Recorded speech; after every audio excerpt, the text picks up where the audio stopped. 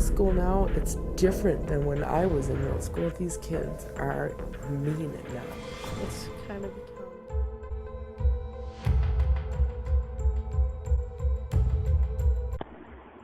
Diabetes is a condition in which the body does not properly process food for use as energy. Most of the food we eat turns into glucose or sugar for our bodies to use as energy. The pancreas is an organ that lies near the stomach. It makes a hormone called insulin to help glucose get into the cells of our bodies. When you have diabetes, you either don't make enough insulin or can't use its own insulin as well as it should. This causes sugar to build up in our blood. This is why many people refer to diabetes as sugar. Diabetes can cause serious health complications including heart disease, blindness, kidney failure, lower extremity amputations. Yes, lower extremity amputations.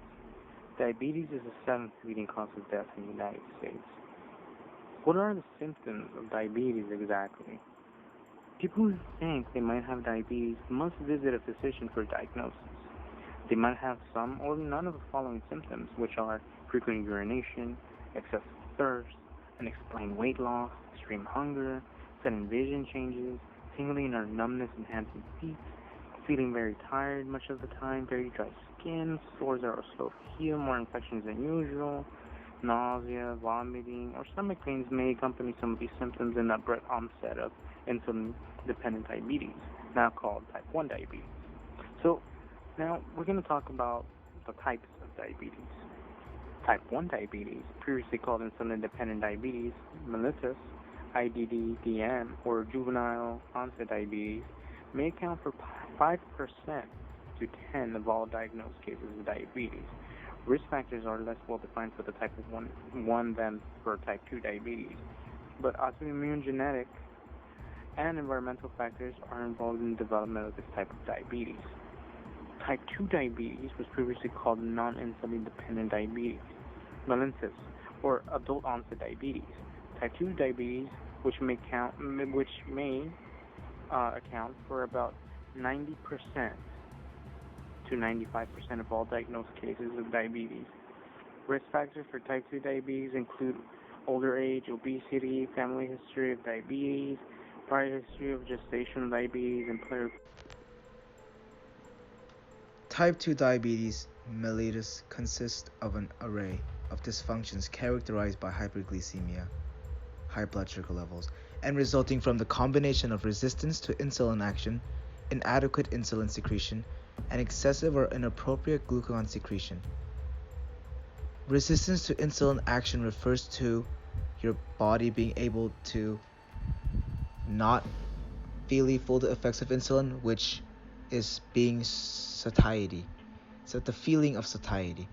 Inadequate insulin secretion also serves that when you have eaten enough food, insulin is secreted, so appetite is deduced. However, without inadequate insulin secretion, the body is able to eat more, which inevitably increases glucose levels. And excessive or inappropriate glucagon secretion works the same way. If there's too much glucagon or glycogen, hypoglycemia can occur. Now, what can we do about this problem? Treatment typically include diet control, exercise, home blood glucose testing, and in some cases oral medication or insulin. Approximately 40% of people with type 2 diabetes require insulin injections. The number is arbitrary. Can diabetes be prevented? A number of studies have shown that regular physical activity can significantly reduce the risk of developing type 2 diabetes. Type 2 diabetes is also associated with obesity.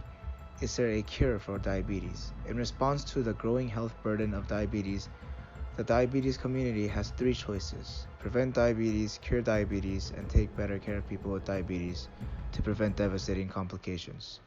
All the approaches are being actively pursued by the U.S. Department of Health and Human Services. Even if you already have diabetes, it's not too late. Even though there's no cure for diabetes, diabetes can be treated and controlled, and some people may go into remission. To manage diabetes effectively, you need to Manage your blood sugar levels, manage your blood pressure levels, and watch what you eat. You cannot have foods with high sugar content. Know what to do to keep them as normal as possible. Check your glucose level every 3 hours. Take your diabetes medicine regularly. And after each meal, you should also test. This concludes our video. Thank you for listening. Bye-bye.